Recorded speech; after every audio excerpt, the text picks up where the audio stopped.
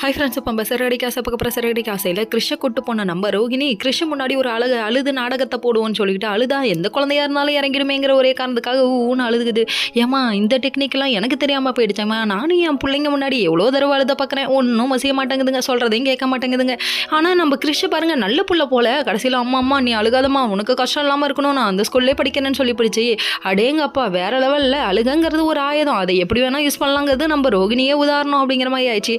இன்னொரு பக்கம் வந்துட்டு முத்து லேட்டா வீட்டுக்கு வராரு. எதுக்குப்பா லேட்டா வரேன்னு சொல்லிட்டு கேட்டாங்க நம்ம மீனா. அப்பதான் விஷயத்தை புட்டு வைக்கிறாங்க. என்னன்னு பாக்குறீங்களா, வீராஜ் மாதிரி சண்டை போட்டு பல பேரை காப்பாத்திருக்கேங்கிறாரு. அந்த பல பேர்ல யாருப்பா அப்படின்னு சொல்லி கேட்க அருணுப்பான்னு சொல்றாங்க. 4-5 ரவுடி கிட்ட மாட்டிக்கிட்டு அவர் அடி வாங்கிட்டு இருந்தார், நான் தான் போய் காப்பாத்தினேன்னு சொல்லிட்டு விஷயத்த சொல்ல என்ன காப்பாத்தினதுக்கு ஒரு நன்றி கூட சொல்லல. அந்த பையனுக்கு தான் ஈகோ ஈரோடு வரை இருக்கு, எப்படி சொல்லுவான் அப்படிங்கிற மாதிரி ஆச்சு. இந்த பையன் ஈகோலாம் இல்லைங்க, ரொம்ப கொடூர குரங்கால இருக்கான், இவன் நன்றி கூட சொல்லாம போயிட்டான் அப்படிங்கிற மாதிரி ஆயிடுச்சு. அதுக்கப்புறம் வந்துட்டு அங்க போனா அருண் ஒரு நாடகத்தை உல்டாவா போட்டு வச்சிருக்காரு. அதாவது எல்லாத்துக்கும் காரணமே உங்க மாமா தான் சொல்ல உடனே அக்கா காலடி, அக்கா நான் உன்ட்ட பேசணும். அது எப்படிப்பா கட்டில கணவன் வந்துட்டா கூட பிறந்த பிறப்பையே சந்தேகப்படுறீங்க, நல்லா வருவீங்கயா நீங்க அப்படிங்கிற மாதிரி ஆயிடுச்சு. அவன் உல்டாவா அடிக்கலான்னு இதை கண்டுபிடிக்க தெரியல இந்த சீதா பைக்கு. இவ்வளோ மரமண்டா இருக்கு, உனக்கெல்லாம் பொண்ணு கொடுத்தோம்லடா, அதனால இதுவும் பண்ணுவேன் இன்னமும் பண்ணுவேங்கிற மாதிரி இருக்கு ரியாக்ஷனு. சரி போற போக்கில் போட்டோம், என்னதான் நடக்குது போற வரையும் போய் பார்ப்போமே அப்படிங்கிற மாதிரி ஆச்சு.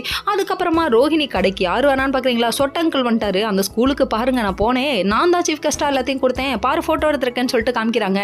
எப்படியே நம்ம கிறிஸ்குட்டி நல்லா படிக்கிற பையன், அதனால ஏகப்பட்ட ஃபோட்டோ எடுத்திருப்பாங்களேன்னு நினச்ச மாதிரியே ஃபோட்டோ எடுத்து வச்சிருக்காங்க. இதை மட்டும் பார்த்தா மனோஜ் நம்ம ரோஹிணியோட சோழி முடிஞ்சது. ஓகே ஃப்ரெண்ட்ஸ், நெக்ஸ்ட் வீடியோவில்